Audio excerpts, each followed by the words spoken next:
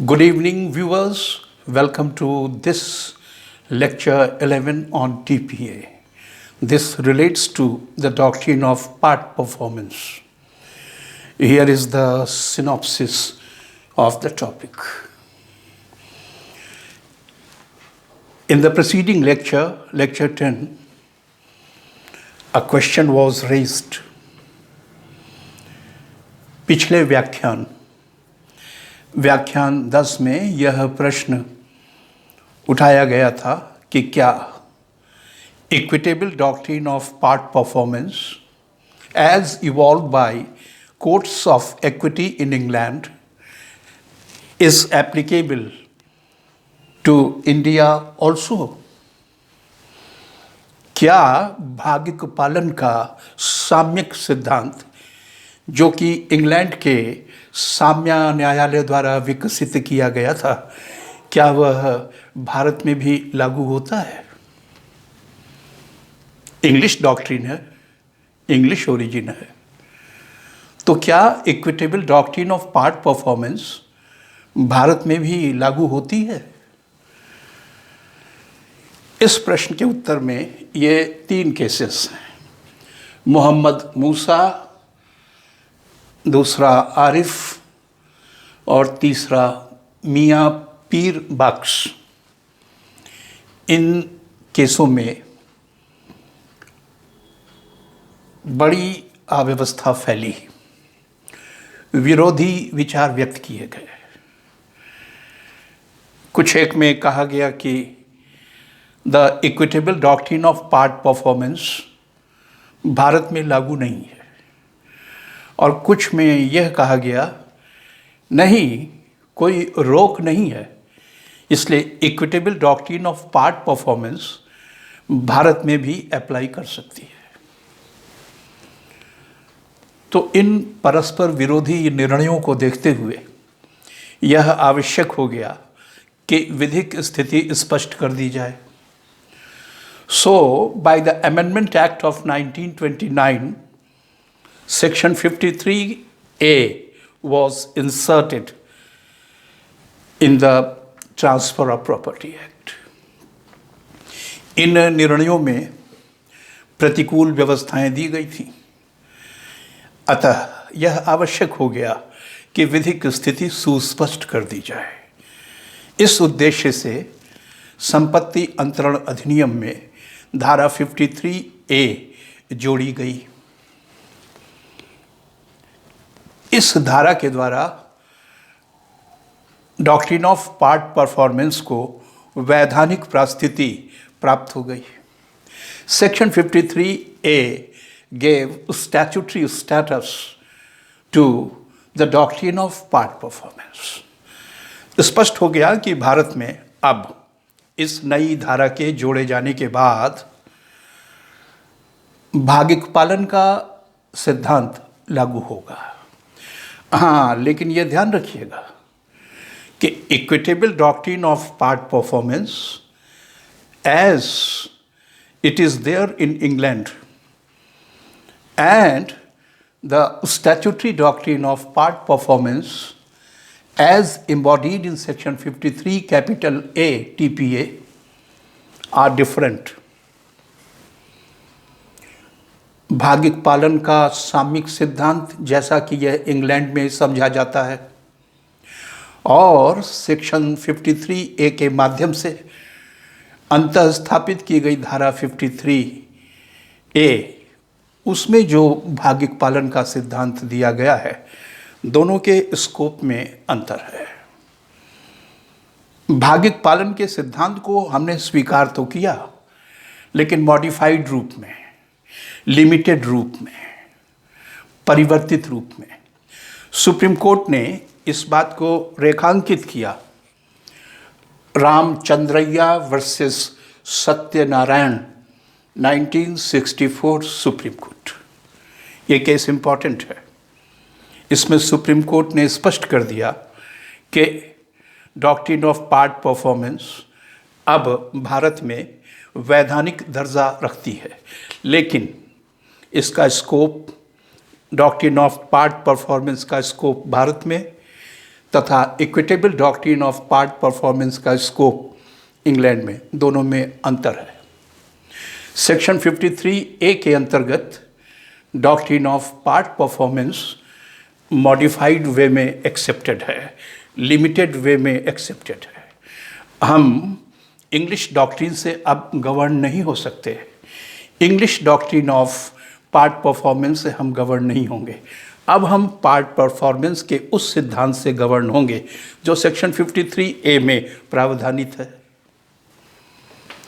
यदि आपसे यह पूछा जाए कि क्या doctrine of part performance Bharat में लागू होती है, तो आप कहिए सेक्शन 53A इंसर्ट किया गया है, इसलिए यह प्रश्न बचा ही नहीं कि लागू होती है या नहीं लागू होती है। 100% लागू होती है, लेकिन साथ ही यह स्पष्ट कर देना चाहिए कि the scope of the doctrine is different in 2 countries, England में और भारत में। इन सिद्धांतों का क्षेत्र भिन्न भिन्न है। भारत में इस डॉक्ट्रिन को मॉडिफाइड वे में इनकॉर्पोरेट किया गया है, लिमिटेड वे में इनकॉर्पोरेट किया गया है सेक्शन 53A में। भारत में इसका स्कोप काफ़ी लिमिटेड है। मॉडिफाइड वे में, लिमिटेड वे में सेक्शन 53A में इसको शामिल किया गया है। तो जिस रूप में शामिल किया गया है उस रूप में यह भारत में लागू होगी। इस आशय का फैसला है रामचंद्रैया वर्सेस सत्यनारायण 1964 सुप्रीम कोर्ट। अब अगली बात, सेक्शन 53A TPA 1929 के अमेंडमेंट एक्ट द्वारा इंसर्ट किया गया था। इस धारा में अभी हाल ही में संशोधन हुआ है। यह एक्ट देखिए, the registration and other related laws. The registration and other related laws. Amendment Act 2001. पंजीकरण तथा अन्य संबंधित विधियां संशोधन अधिनियम 2001। इसकी धारा 10 read with section 17(1)A Indian registration act. 2 चीज ध्यान रखिएगा। Section 53A as inserted by the Amendment Act of 1929 has been amended by Section 10 of the Registration and Other Related Laws Amendment Act 2001, read with Section 17(1)A of the Indian Registration Act 1918.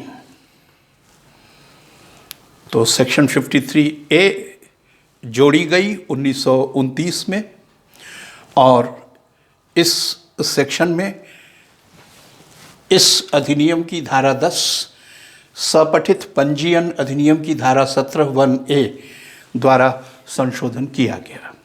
और इस संशोधन के बाद doctrine of part performance का scope और सीमित हो गया।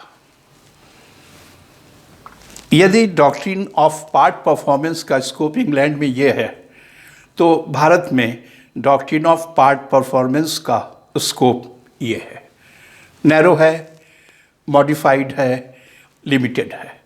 सेक्शन 53A के दायरे में रह करके ही यह सिद्धांत भारत में लागू होगा। और English equitable doctrine of part performance अब भारत में रेफरेबल नहीं है, सीधे तौर पर एप्लीकेबल नहीं है। अब आइए सेक्शन 53A के आवश्यक तत्व। Doctrine of part performance Bharat में वैधानिक दर्जा रखती है, स्टैट्यूटरी स्टेटस रखती है। It is an embodied doctrine, it is codified in section 53A। तो इसके आवश्यक तत्व क्या हैं? एक कॉन्ट्रैक्ट। कॉन्ट्रैक्ट कैसा कॉन्ट्रैक्ट? देखिए, अचल संपत्ति के ट्रांसफर का contract. There must be a contract for the transfer of immovable property. अचल संपत्ति के अंतरण से संबंधित संविदा होनी चाहिए। यह संविदा लिखित होनी चाहिए। और विशेष बात जो आप छोड़ेंगे नहीं, लिखित होने के साथ साथ यह संविदा पंजीकृत भी होनी चाहिए, रजिस्टर्ड भी होनी चाहिए। ये जो रजिस्टर्ड शब्द है ये इसी संशोधन से लाया गया है। देखिए, ये यहाँ एस्टेरिस्क है और यहाँ भी यह एस्टेरिस्क है, इसको इससे जोड़ दीजिएगा। तो कॉन्ट्रैक्ट के बारे में पहला पॉइंट क्या हुआ? Contract must relate to transfer of an immovable property. दूसरा, the transfer must be in writing and also इस अमेंडमेंट के बाद इट शुड बी रजिस्टर्ड। इस पर ट्रांसफरर के सिग्नेचर होने चाहिए या उसके बिहाफ पर कोई व्यक्ति उसको हस्ताक्षर करे, साइंड होना चाहिए उसको। कॉन्ट्रैक्ट इमूवेबल प्रॉपर्टी के ट्रांसफर से संबंधित यह कॉन्ट्रैक्ट लिखित होना चाहिए और ड्यूली रजिस्टर्ड होना चाहिए। यह रजिस्टर्ड विशेष इंपॉर्टेंट है। और इस पर ट्रांसफरर के या उसकी ओर से अधिकृत व्यक्ति के हस्ताक्षर होने चाहिए। और ये जो कॉन्ट्रैक्ट है इसकी शर्तें क्लियर होनी चाहिए। कॉन्ट्रैक्ट के टर्म्स क्लियर होने चाहिए या क्लियरली डिटर्मिनेबल होने चाहिए। शर्तें एम्बिगुअस ना हो, इनडिटर्मिनेबल ना हो, और यह कॉन्ट्रैक्ट सप्रतिफल होना चाहिए। तो कॉन्ट्रैक्ट के बारे में ये 4 पॉइंट्स आपको ध्यान रखने होंगे। कॉन्ट्रैक्ट अचल संपत्ति के अंतरण से संबंधित होना चाहिए। कॉन्ट्रैक्ट लिखित होना चाहिए, पंजीकृत होना चाहिए और अंतरक द्वारा या उसकी ओर से अधिकृत व्यक्ति द्वारा हस्ताक्षरित होना चाहिए। कॉन्ट्रैक्ट की शर्तें सुस्पष्ट होनी चाहिए या अवधारण योग्य होनी चाहिए। और चौथा, यह कॉन्ट्रैक्ट फॉर कंसिडरेशन होना चाहिए, सप्रतिफल होना चाहिए। तो पहले पॉइंट में ये 4 पॉइंट हो गए, कॉन्ट्रैक्ट से रिलेटेड 4 पॉइंट्स। कॉन्ट्रैक्ट से रिलेटेड 4 पॉइंट्स। अब आइए, डॉक्ट्रिन ऑफ पार्ट परफॉर्मेंस का लाभ लेने के लिए ट्रांसफरी को 3 पॉइंट्स सिद्ध करने होंगे। अंतरिति को 3 पॉइंट्स अपने संबंध में दर्शाने होंगे। ये 3 पॉइंट्स क्या है? पहला, उसने इस कॉन्ट्रैक्ट के अंतर्गत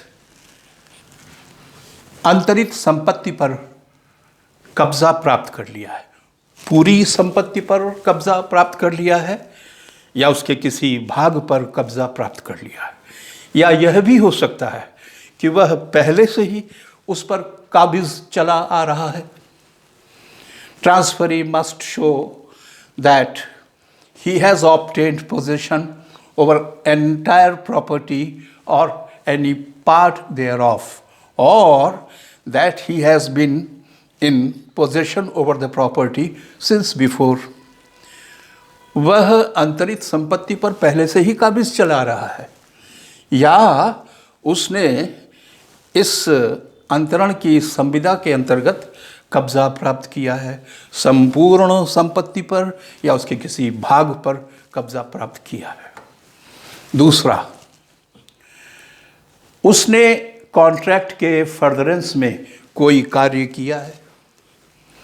केवल कब्जा ही प्राप्त नहीं किया है, वो तो ठीक है, इसके अलावा उसने ये जो कॉन्ट्रैक्ट है ट्रांसफ़र ऑफ इमूवेबल प्रॉपर्टी का, इस कॉन्ट्रैक्ट के अंतर्गत उसने उसके फर्दरेंस में कोई कार्य किया है। पिछले लेक्चर में मैं बता चुका हूँ, जो संपत्ति उसे ट्रांसफ़र की गई है उसने उसको समतल किया, उसने उसके किनारे किनारे बाउंड्री वॉल्स बनाई, गेट लगाया, वृक्षारोपण किया। ये सब क्या है? Some act done in furtherance of the contract. उसने संविदा के अग्रसरण में कृत्य किया।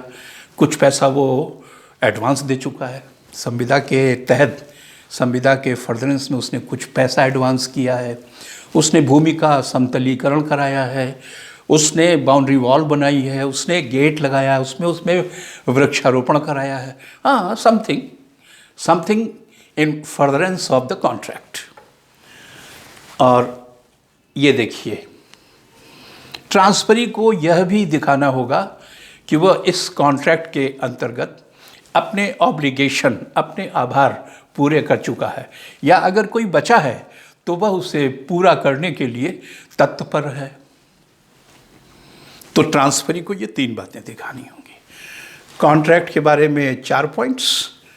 कॉन्ट्रैक्ट अचल संपत्ति के अंतरण का हो, कॉन्ट्रैक्ट लिखित हो, रजिस्टर्ड भी हो, और उस पर ट्रांसफरर या उसकी ओर से सिग्नेचर्स होने चाहिए।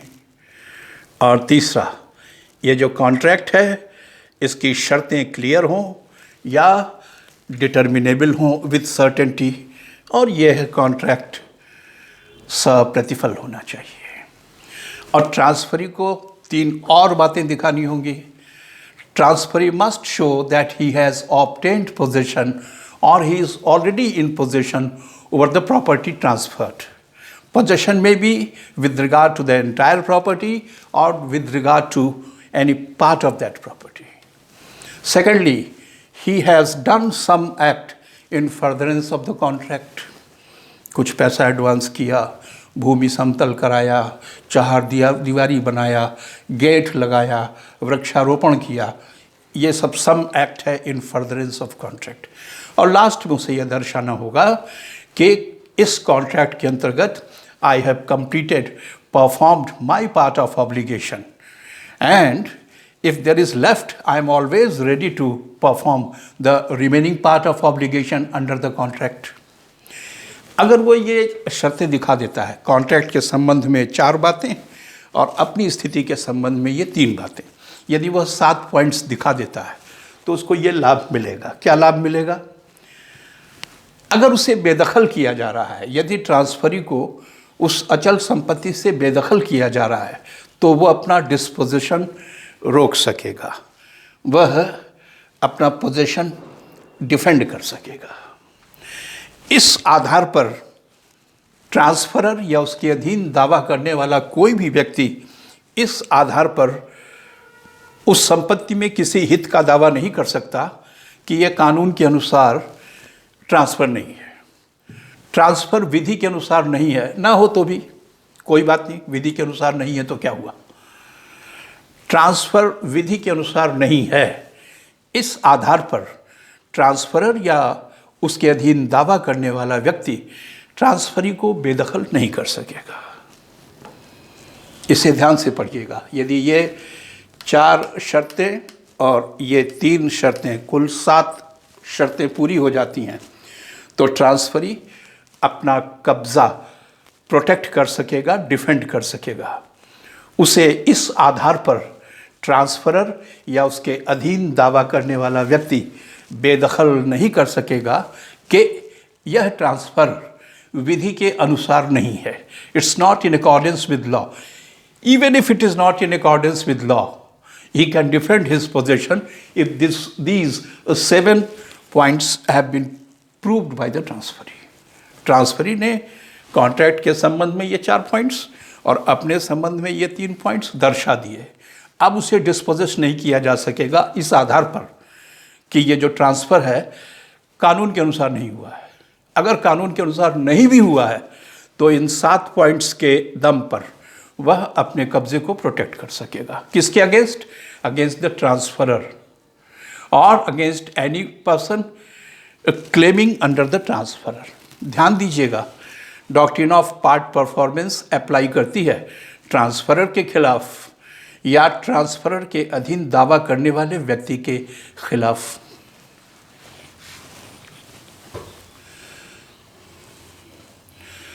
ट्रांसफरर या उसके अधीन दावा करने वाला कोई व्यक्ति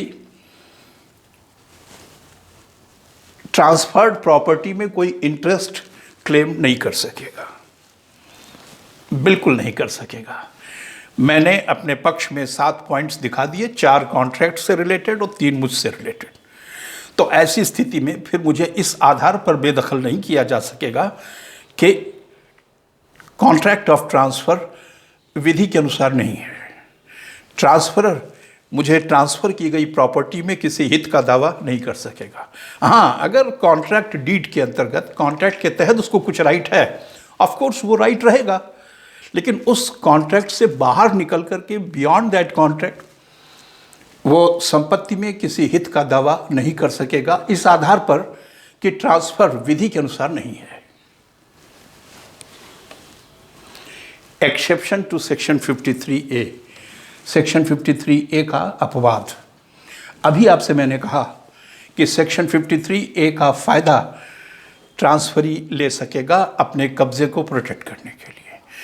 वह इस धारा को इन्वोक कर सकता है, लागू करा सकता है ट्रांसफरर के खिलाफ या ट्रांसफरर के अधीन दावा करने वाले व्यक्ति के खिलाफ। लेकिन मान लीजिए उस ट्रांसफरर ने इसी प्रॉपर्टी को जो मुझे ट्रांसफ़र हुई है किसी और को बेच दिया है, किसी और को ट्रांसफ़र कर दिया है, सब्सिक्वेंट ट्रांसफरी। तो क्या सब्सिक्वेंट ट्रांसफरी के विरुद्ध भी doctrine of part performance invoke की जा सकती है? बहुत इंपॉर्टेंट प्रश्न है। Can doctrine of part performance be invoked against a subsequent transferee also? Transferor के खिलाफ तो यह धारा, यह सिद्धांत लागू होता ही है, इसमें कोई संदेह नहीं। सब्सिक्वेंट ट्रांसफरी, उत्तरवर्ती ट्रांसफरी के विरुद्ध भी डॉक्ट्रिन ऑफ पार्ट परफॉर्मेंस का अवलंब लिया जा सकेगा कि नहीं?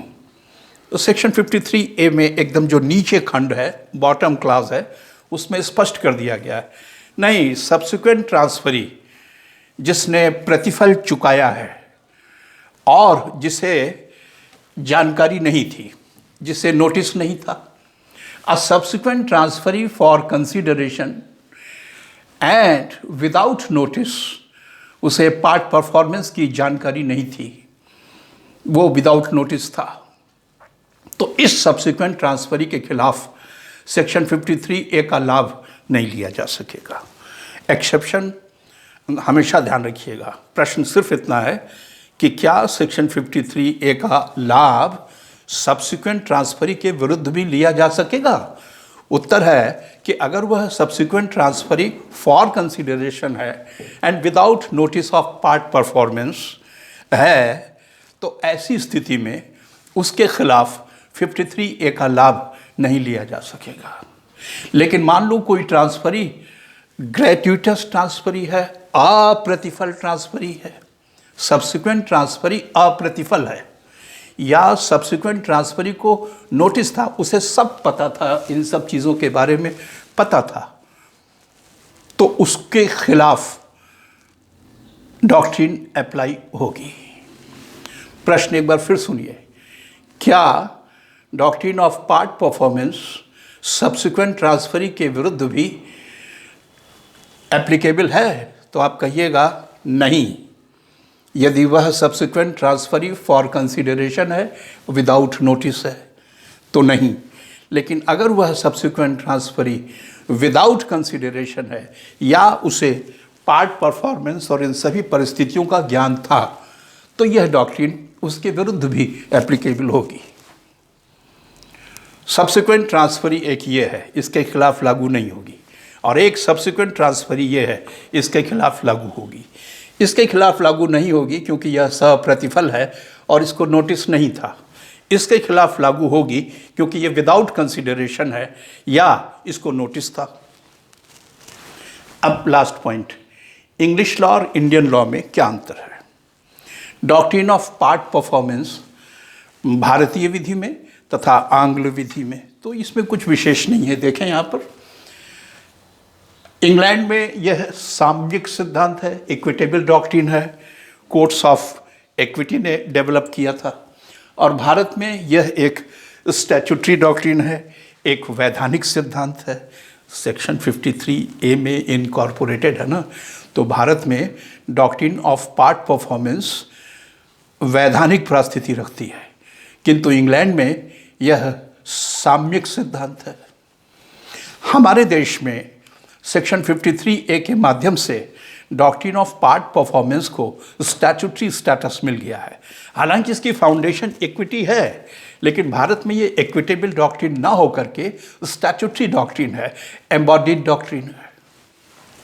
दूसरा, इंग्लिश लॉ में इस डॉक्ट्रिन के लागू होने के लिए ज़रूरी है कि वह जो कॉन्ट्रैक्ट था, ट्रांसफ़र का कॉन्ट्रैक्ट, उसका रजिस्टर्ड होना ज़रूरी नहीं है। रजिस्टर्ड नहीं है तो भी उसका लाभ मिल जाएगा।